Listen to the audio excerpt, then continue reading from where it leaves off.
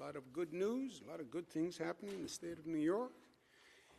And we are going to tell you about them. From my far right, Gareth Rhodes. To his left, Chancellor of the SUNY system, Dr. James Malatras. Beth Garvey, Special Counsel. Dr. Howard Zucker. To my left, Melissa DeRosa, Secretary of the Governor. To her left, Robert Mujica, Budget Director. Day 305. 2020 is coming to an end. I say amen. Not fast enough. But we are going to create a new 2021. 2021 is going to be literally what we make of it. We're coming out of probably the most traumatic year that we've had in decades. I believe a transformative, traumatic year. And we will see in 2021 what it changes us into. And the future is very much a blank page. And you're going to have cities and states and regions all across the world trying to learn from 2020 and create a new reality in 2021. And that's going to be the challenge for New Yorkers, and we are up to it. One of the first points we're going to start with in 2021 is we can't keep the economy closed until the vaccine hits critical mass. If you listen to what they say, they in quotes, first it was about 70% of the population has to be vaccinated to hit critical mass. Some people say it's as high as 90%, but whatever, 70 to 90, that is a very large percentage of the population. If you listen to the time frame they're talking about, it started about 6 months. We'd be at critical mass in June, and then went to about September. Now some people are talking about the end of the year. You have a massive undertaking that people have underestimated from the get-go to both produce and administer this vaccine. The nation, over 10 months, hasn't done as many COVID tests as will be required for the vaccination. We haven't done that many COVID tests over 10 months. That's with every drugstore, every hospital doing COVID tests. And COVID tests are just a nasal swab. This is a vaccination. This is roll up your sleeve and I'm going to give you a needle. And then we have to do it twice. So this has been grossly underestimated, how big an undertaking and how long it's going to take. I think President-elect Joe Biden did the nation a service by pointing just this fact out the other day, that if you look at the pace of production and delivery, this could take years at this rate. So this is going to be a massive undertaking for the new federal government. But it can't be that we start 2021 with the expectation that the economy will reopen when the vaccine hits critical mass. We can't take 6 months, 9 months, 12 months of a closed-down economy. We can't take the economic cost. We can't take the psychological cost. We can't take the emotional cost. We have to be prepared for it. How do we use science and testing to reopen? And to be smart and safe in our reopening. New York pointed out first, it's not a question of reopening the economy or public health. We said from day one it was doing both. And we were right. And we are still right. And now in 2021, the question is, how do you use science and technology to open quickly but safely? How are you smart and safe in reopening? That's the challenge in 2021. And we want to be ahead of it because we are New York. And we're piloting an expansive testing plan to give us an opportunity to reopen businesses safely and smartly. And we're going to pilot the approach at the Buffalo Bills playoff game. A football playoff game obviously is outdoors, which is a much better situation from COVID spread. And the stadium is a controlled venue. The Department of Health has been working with the Buffalo Bills, the National Football League, to come to an agreement as to how to do this. We believe we are the first state in the nation to run this kind of pilot. We think it can be very instructive to us going forward because, as I said, the premise is we're going to have to find a way to reopen businesses smartly and safely. The agreement with the Department of Health, the State of New York, Buffalo Bills, will allow fans at the first playoff game that the Buffalo Bills are going to play. The agreement is for 6,700 fans. They'll be socially distanced, masks required, but every fan will be tested before the game. Obviously, if they test positive for the virus, they won't be attending the game, and they'll get the treatment that they need. And then post-game, there'll be contact tracing, so we'll find out exactly what happened, was there any spread at the game, et cetera. Again, this is a pilot to find ways where we can smartly and safely reopen businesses. The partnership that put this together, I thank them all, Department of Health, State of New York, BioReference is the laboratory that's doing all the tests. The Buffalo Bills have been very cooperative and helpful, and we thank them all. Again, the Department of Health will then monitor the day of the game and monitor post-game contact tracing afterwards. For all the Bills fans, please, everyone take these measures seriously. We have made progress on the COVID virus over the past few weeks. The numbers are down. We want to keep them down. People don't have to be malicious to spread the virus. Most of the viral spread is from people who didn't even know they had the virus.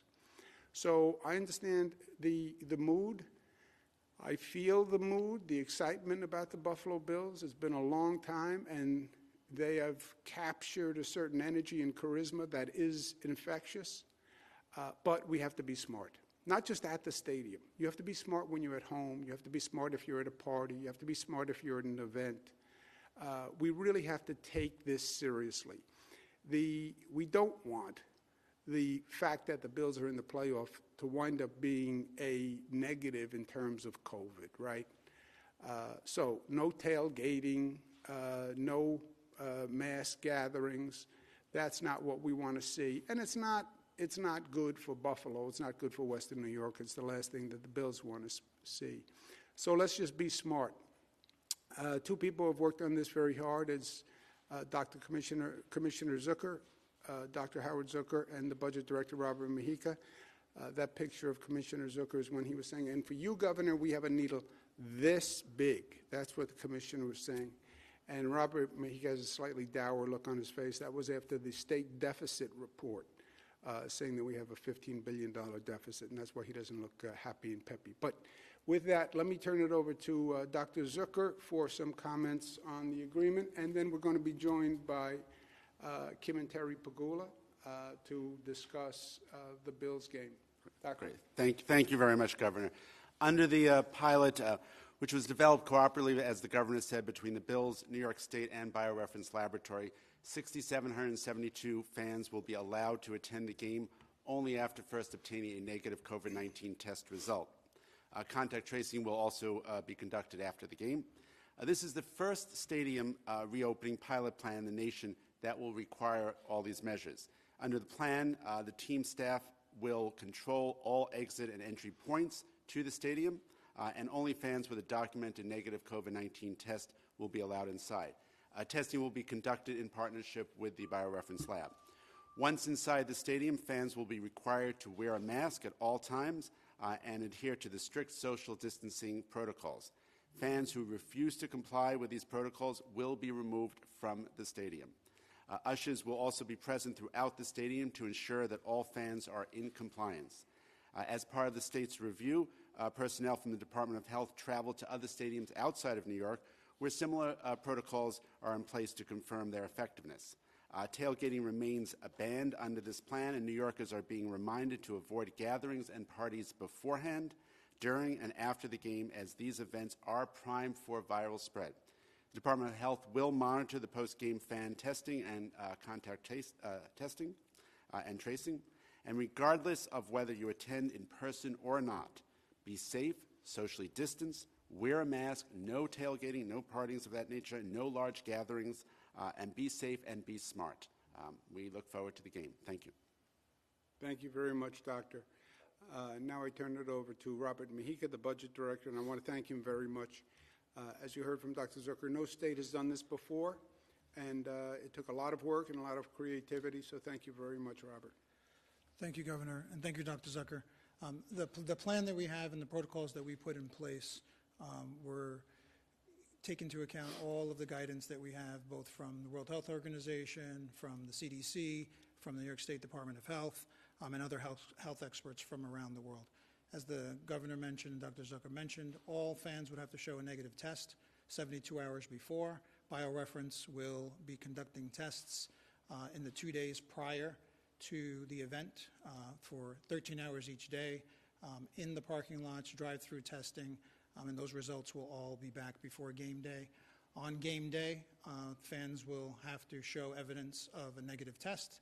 The team will also have the results from the tests. They then will have to go through a separate checkpoint where they'll have to show tickets to enter the stadium.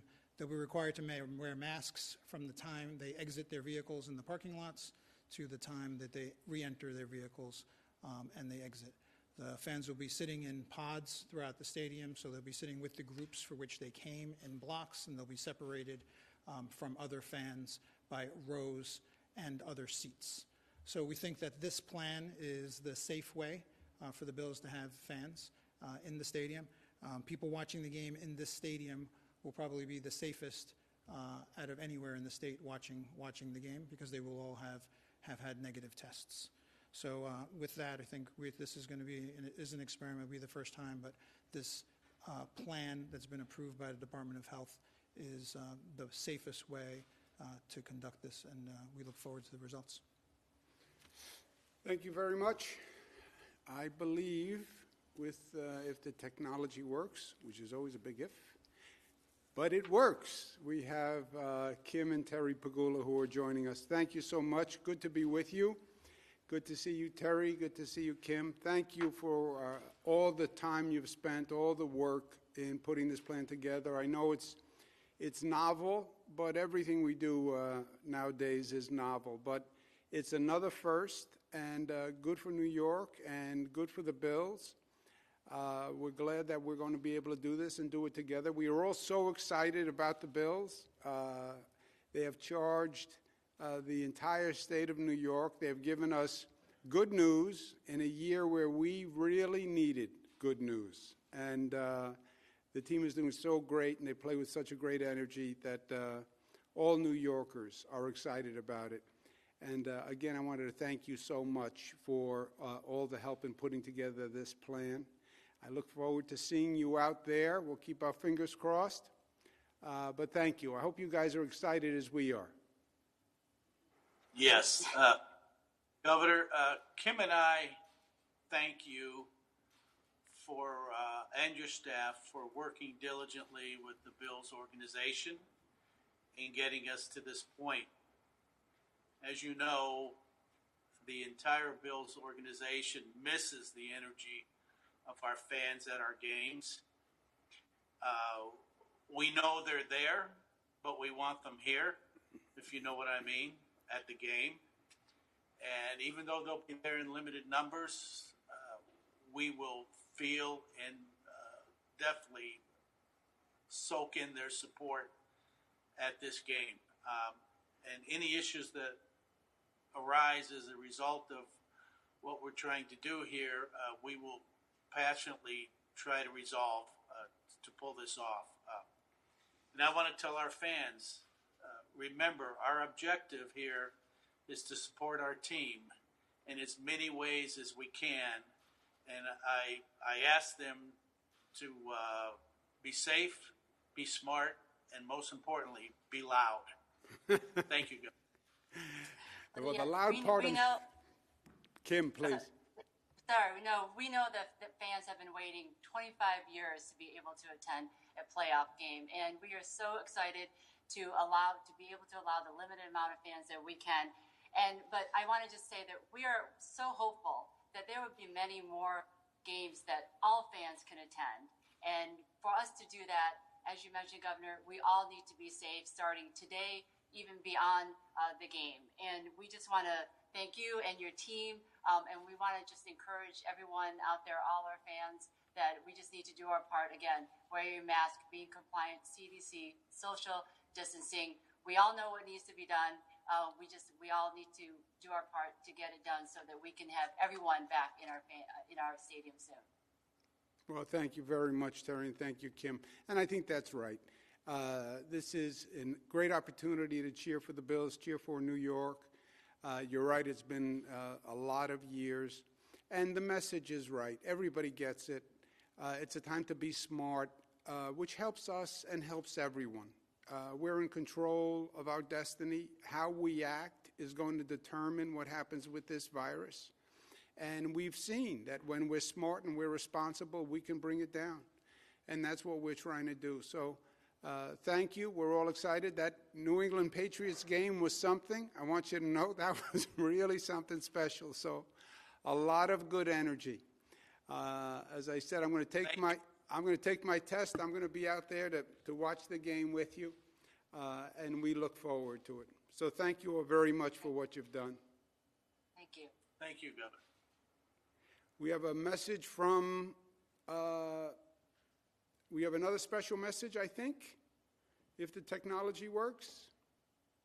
I'm excited to let you guys know we are going to be allowed some fans in our first playoff game. Super excited for it. I want to thank all the parties involved, obviously the Pagulas, Governor Cuomo, everybody else involved. Thank you so much. Let's please follow guidelines, wear your mask in the stands so we can have you guys for the rest of the way. Go Bills. Great. Josh Allen, he is playing phenomenal. He really is.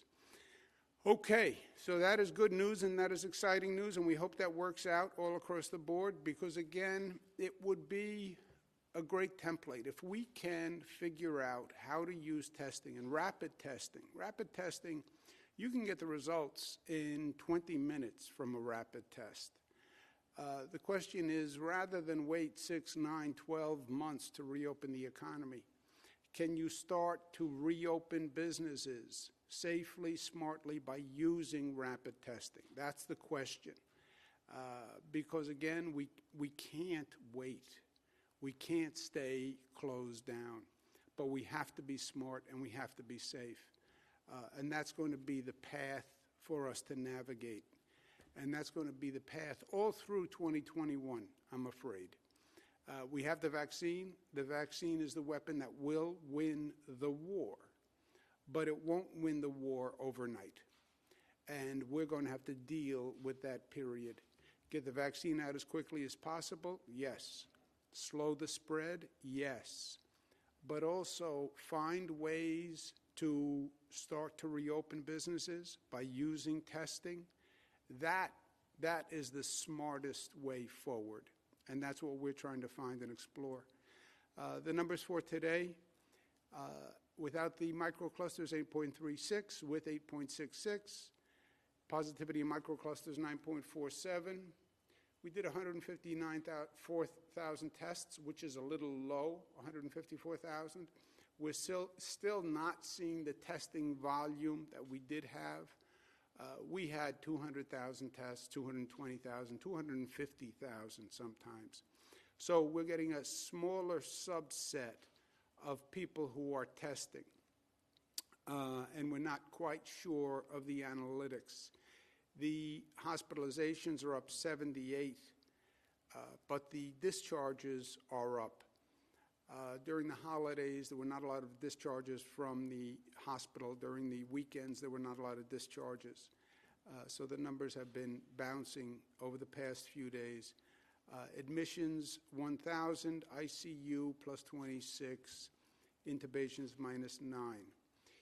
If you look across the country, you are apparently seeing what we talked about, which was a post-holiday increase.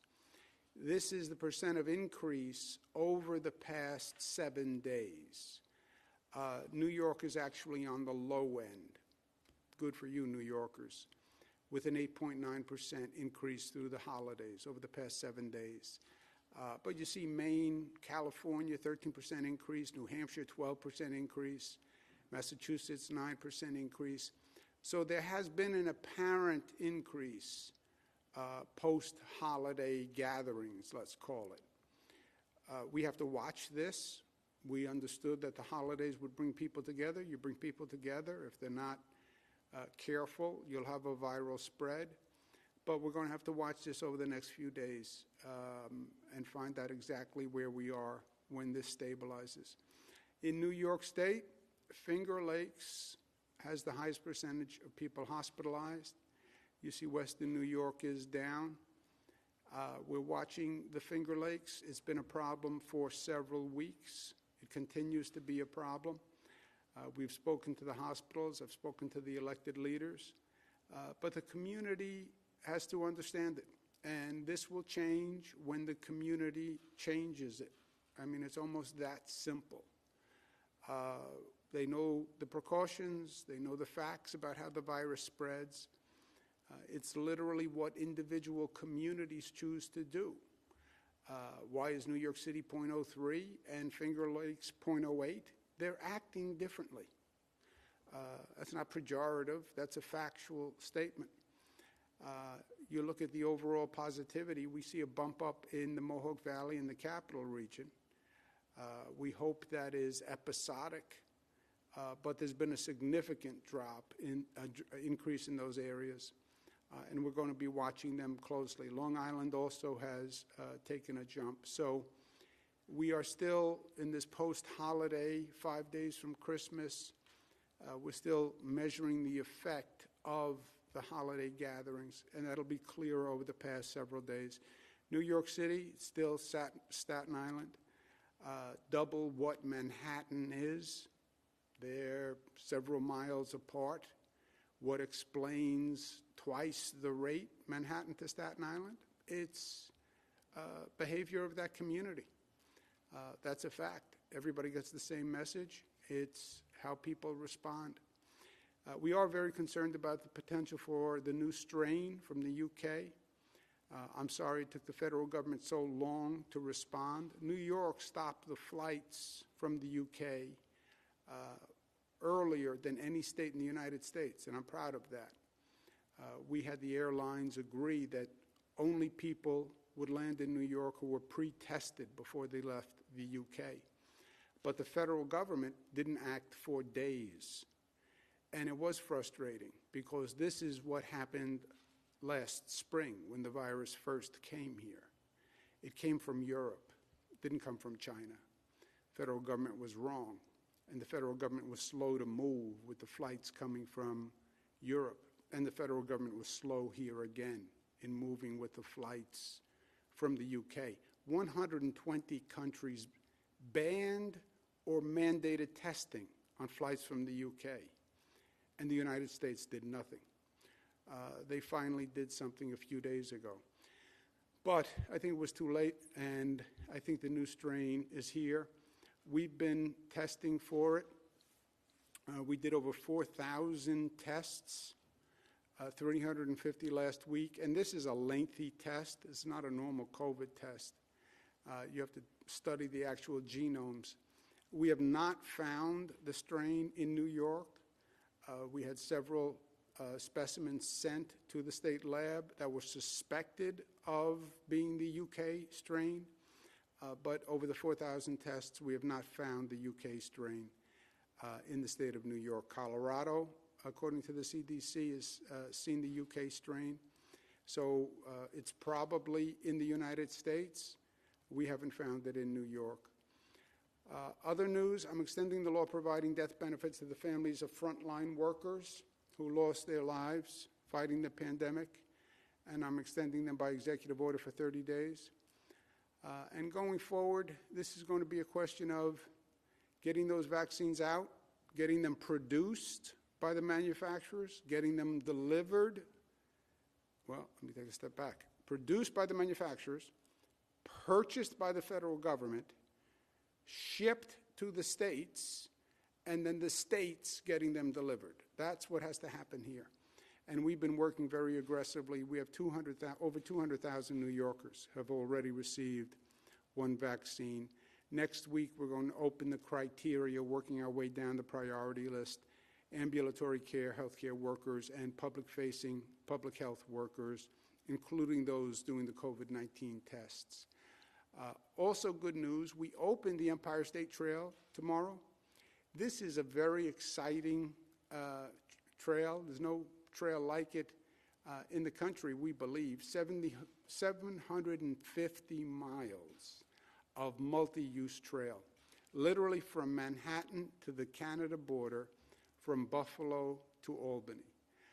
So wherever you live in the state, it is near you. And I obviously haven't had the chance to view the whole trail, but I've seen parts of it, and it is magnificent. If you're thinking of something to do over this holiday period, go out and see it. Again, wherever you are in the state, it's near you, and it is a heck of an adventure. I'd love to do the whole thing someday. This morning we opened the new train hall, which is across the street from the old Penn Station. It is magnificent. It was really a moving morning. We got it done on time. We got it done on budget, despite the fact that we had to do it through COVID. As you know, COVID was so traumatic and disruptive, and it disrupted construction projects all across the country, all across the world. But we got it done on time, on budget, despite COVID. We had planned to do a New Year's Eve party at the train hall, which could hold thousands of people. We opened the 2nd Avenue subway in Manhattan once at a New Year's Eve party, and we were hoping to do the same thing here. But these are different days.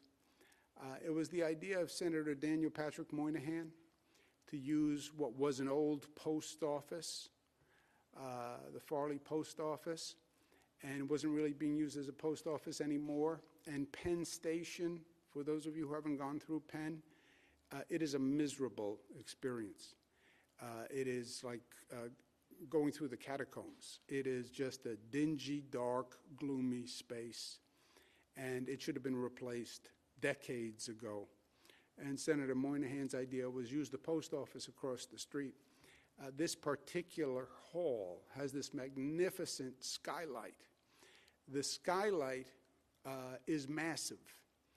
And the reason the skylight was there originally was because it was the room where they sorted the mail. So people had to be able to read the mail, and they used the sunlight to actually illuminate the room for sorting purposes. We had to redo the entire skylight. It was a massive undertaking, but it was worth it. It was, it's not only beautiful, it's almost uplifting. And it reminds you of how great we can be and how we can do great things, and we can do them well, and we can do them quickly. You know, we're still New Yorkers. And yeah, 2020 was a dark day, but this project literally brings the light to the situation, literally and figuratively. We can do great things. We can do better things and more than we even believe we can do. And that's what 2021 is going to be about for us. It's going to be about making a better future than we even thought possible. And now is the time to do it. So for those people who travel through Penn, around Penn, you'll see this soon enough. It opens on New Year's Day, but it's something special, and I want to thank everyone who was part of it. New Year's Eve is coming up. We need everyone to stay smart. Celebrate, but celebrate smart. Here you see masked people celebrating. Mask kiss. I've never seen that before. Actually, there's a reporter here in Albany, John Campbell. I've seen him mask kiss someone. But other than that, celebrate smart. That's our New York mantra. Celebrate smart. Stop shutdowns. Questions, comments? Our pleasure. Thank you, Governor. If you'd like to ask a question, please use the raise hand function on the bottom of your window. We'll take a moment to compile the Q&A roster. Governor, you now have Andrew Siff as our first question of the day from WNBC. Andrew, your line is now open. Please unmute your microphone. Governor, good afternoon. Two questions for you. You talked about the Buffalo Bills plan being a pilot with the possibility that it could apply to other situations. How soon might you be able to test it out for something like Broadway Theater or an indoor event at some place like Madison Square Garden? Okay. And my second question, just to ask you my second question, is Congresswoman Ocasio-Cortez tweeted today that Governor Cuomo should expand his executive order barring evictions to include small businesses across the state. There is some concern that there are loopholes and landlords are taking advantage of evicting small businesses. Okay. Thank you, Mr. Siff. First question first. The 2021, and I'm starting to work on the state of the state, and this year I'm chairman of the National Governors Association. I'm talking to governors all around the country. The challenge is going to be, yes, we have a vaccine, but the vaccine will take months and months and months. You cannot afford on any level to keep the economy closed until vaccine hits critical mass. Again, you have a lot of question marks out there. How quickly will the drug manufacturers produce the vaccine?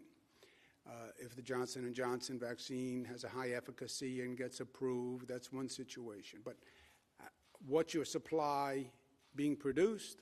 What's the supply being purchased by the federal government? What's the federal government's delivery schedule? Question mark, question mark, question mark. How quickly can a state administer a vaccine? Question mark. I'm most confident of the state's ability in this case to administer the vaccine because we've proven our ability to manage before. But it's a massive undertaking because you also have part of the public that doesn't want to take the vaccine. You cannot keep the economy closed until you hit critical mass. You just cannot afford the cost on any level. 6, 9, 12 months. And by the way, if I had to wager, I would wager closer to 12 months at this point. That's longer than we've gone through COVID to begin with. But you can't just reopen the economy because you want to reopen the economy. We've seen states do that, and we've seen the infection rate go through the roof. So how can you use testing, or whether, let me rephrase it, can you use rapid testing to safely reopen? Query. No place has done it. No one's even talked about it. But that's okay. We're New York. I have no problem going first. That's what we're piloting with the Buffalo Bills. Now, Buffalo Bills, it's an outdoor venue, which is all the difference in the world from an indoor venue. So we're on the outdoor side right now. We haven't even talked about indoors.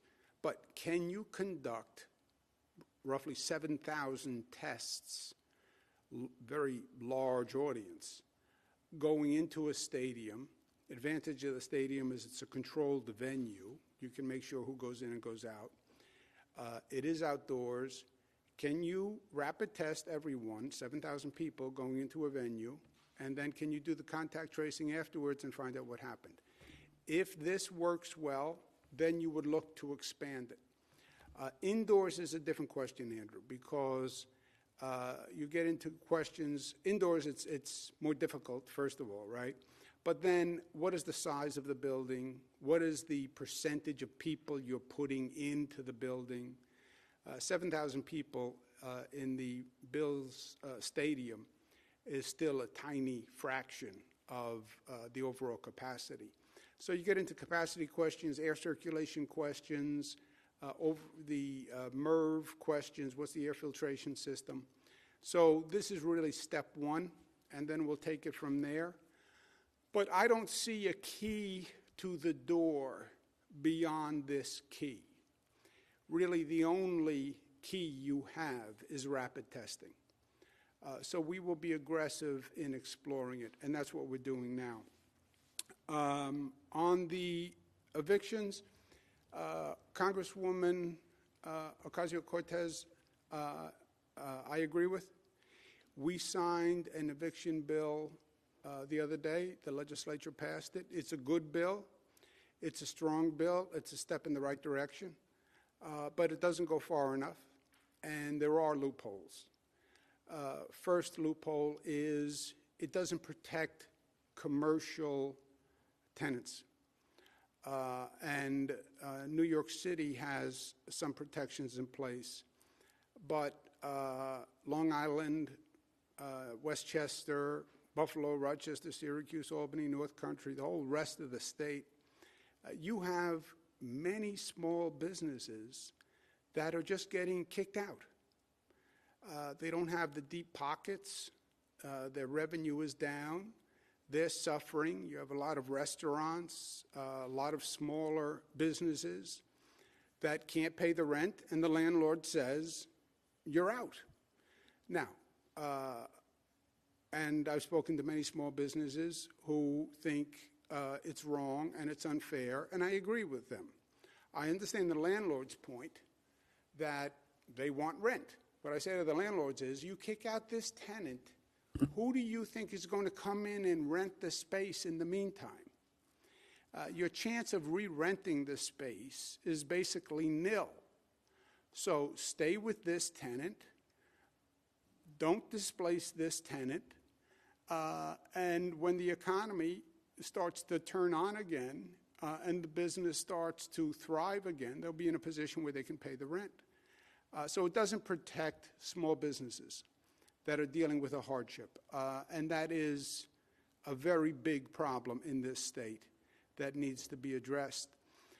Second loophole is residential tenants would have to pay late fees and penalties. Again, I understand the landlord's point. Landlords are saying, well, look, if the tenant didn't pay for 6 months, I want the tenant to pay 6 months back rent and a penalty and late fees. I understand the landlord's point, but I think it would be extorting tenants in a bad situation. These are tenants who can't pay the rent because they are have certified that they're dealing with a financial hardship. It's not that they're not paying the rent and they can pay the rent. They can't pay the rent. To say to a tenant who can't pay the rent, okay, the 6 months are up or whenever the time frame is up, you now owe me all the back rent, and on top of the back rent, you have to pay late fees and you have to pay penalties. You will bankrupt people. To me, it is exploiting the situation. COVID has affected everyone, and I understand everyone has a financial burden, but I don't want to be part of anyone exploiting the situation. And I think for a landlord to be charging a residential tenant who can't pay fees and penalties is just wrong. This bill, that's a loophole in this bill. So both of those things have to be corrected, and we need a piece of legislation to do that. Commercial owners, small businesses have to be protected, and tenants should not be charged late fees and penalties. And I have said that from day one. So those two loopholes do have to be closed, and we need a piece of legislation to do that. If the legislature doesn't do it, or doesn't do it quickly, then I would do an executive order to do it. But I'd rather see them just close the loopholes in the bill so there's no confusion. Thank you, Governor. Operator. You now have Bernadette Hogan from the New York Post. Bernadette, your line is now open. Please unmute your microphone. Hey, Governor, how are you? you? Can you hear me? Yes,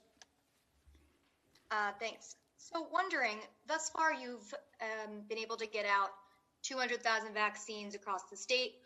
Wondering, does the State Department of Health have any data on refusals with healthcare workers or also nursing homes, residents, and staff? Is there a percentage of those that have refused to take the vaccine that you guys have been tracking? And if so, is that published? Will that be made public to reporters and the public? good question.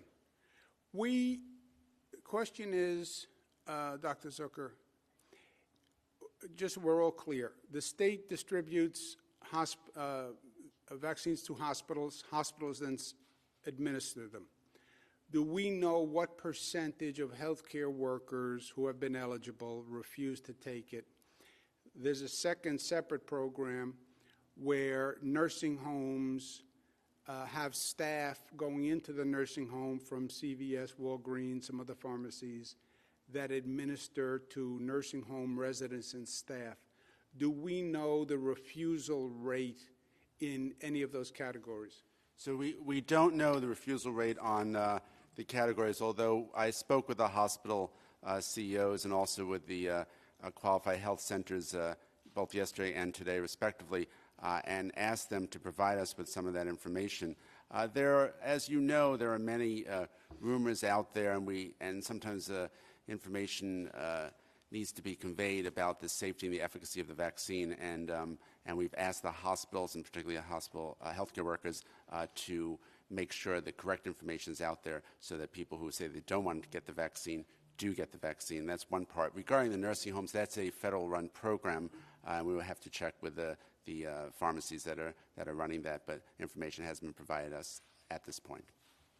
Anecdotally, Bernadette, I have not heard, I've spoken to many healthcare providers who have been administering it. I haven't heard of refusals as an issue. I hear the exact opposite. I hear a lot of groups want to be next in line for the vaccine. But these are healthcare groups, so they may be more familiar with medical procedures. We know you have about 30% of the population that says they're skeptical about a vaccine, and that's going to be a public education campaign. But we don't have data on it, but it's a good question. Operator, next question. Thank you, Governor. You now have Zach Williams of City and State. Zach, your line is now open. Please unmute your microphone. Good afternoon, Governor. Thank you for taking my question. Pleasure, Zach.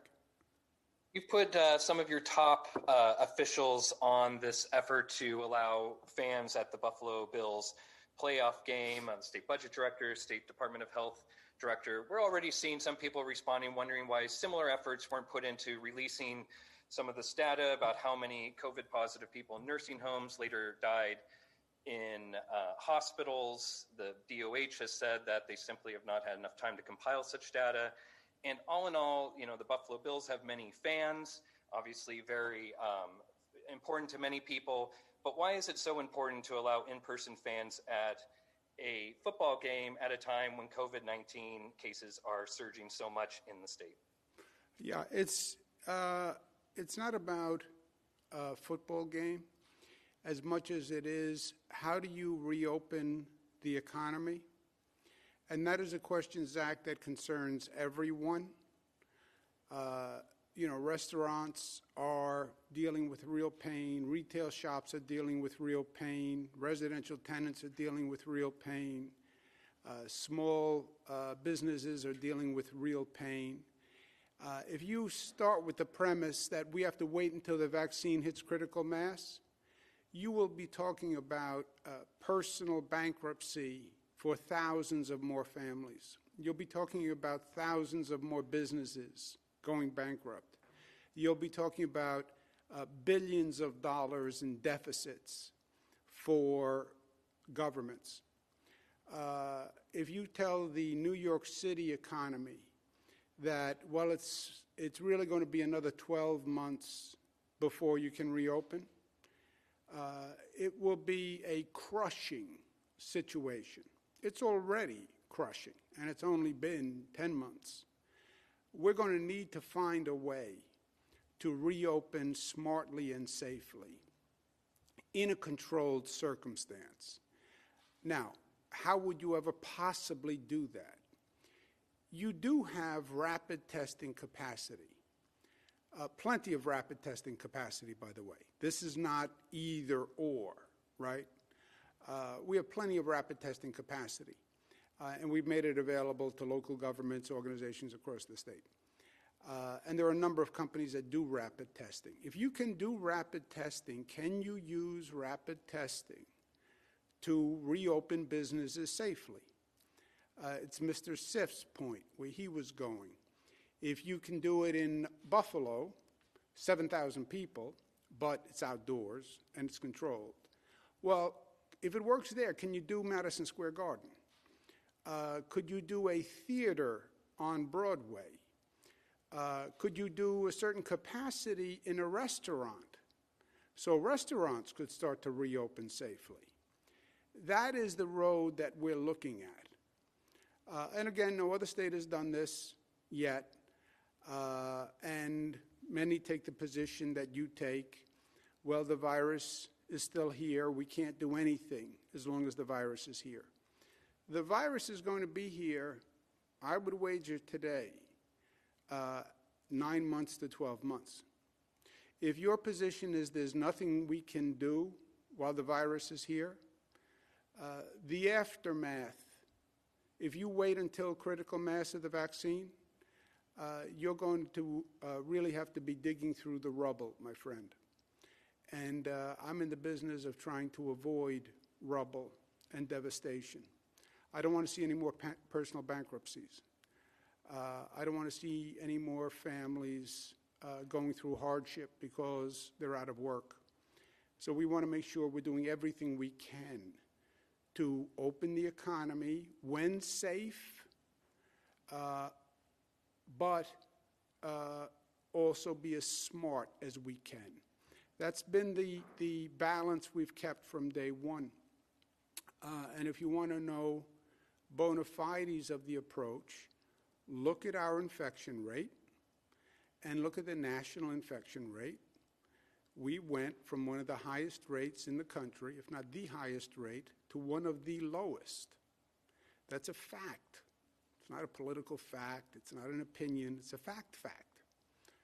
Despite your opinion, despite your theory in life, that's a fact. So we've struck a good balance. Going forward, 2021, the question is going to be, what is that balance? You're vaccinating as fast as you can. You're vaccinating as many as you can. You're going to deal with an issue that Ms. Hogan pointed out.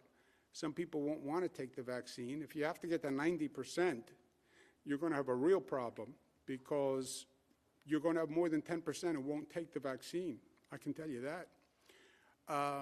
So you're doing that, but how do you start to save businesses and save families and save savings of families? That's what we're looking at, and that's what this is a pilot to see. No one else has done it, and it would be easy for me to sit here and say, we're not doing anything until we hit critical mass, and it is what it is. God sent the virus, and when God decides the virus is gone, then we'll reopen the economy.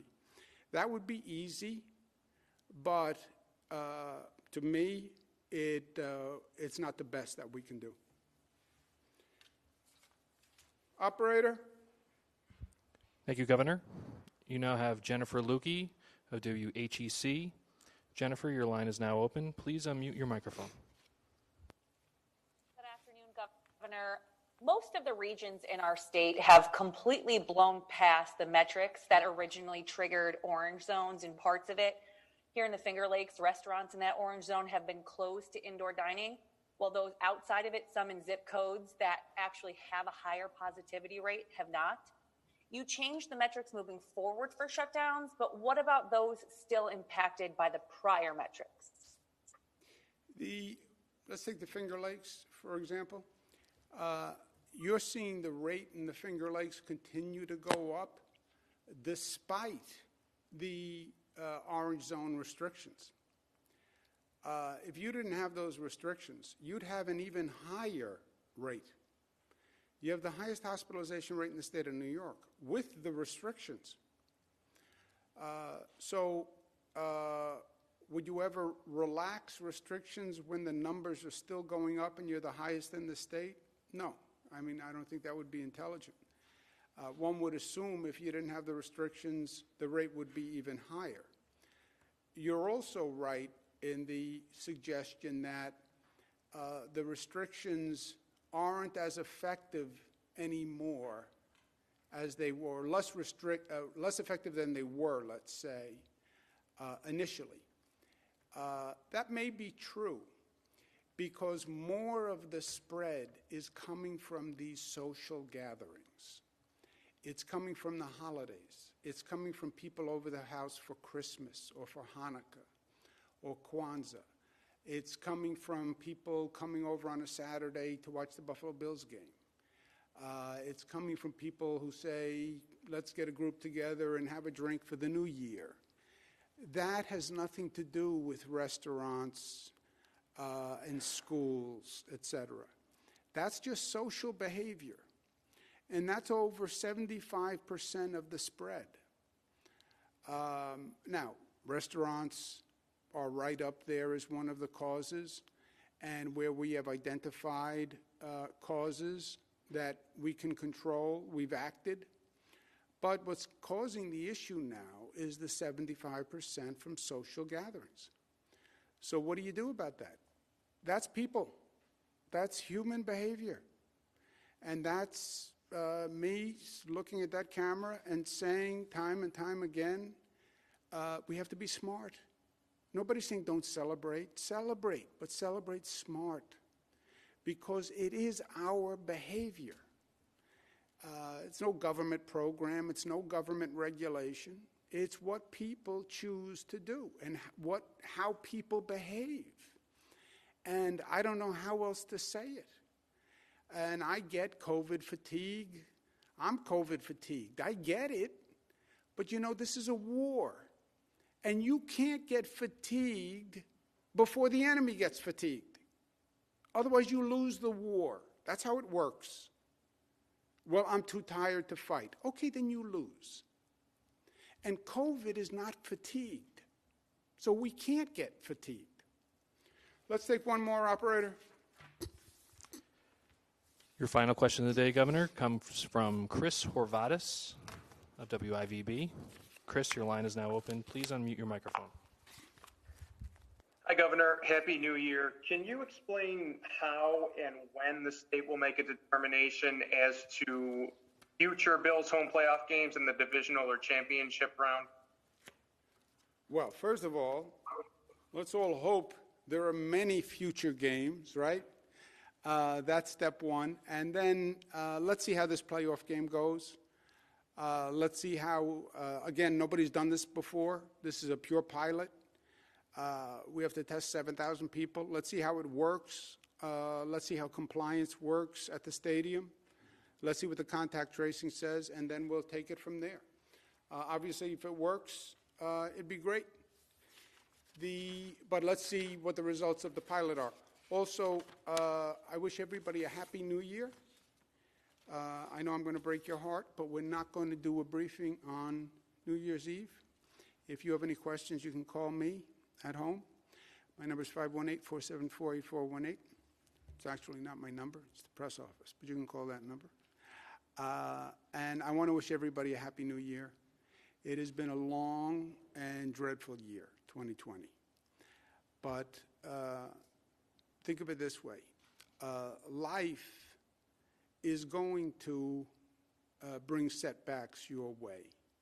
It's true in individual lives. It's true for a collective.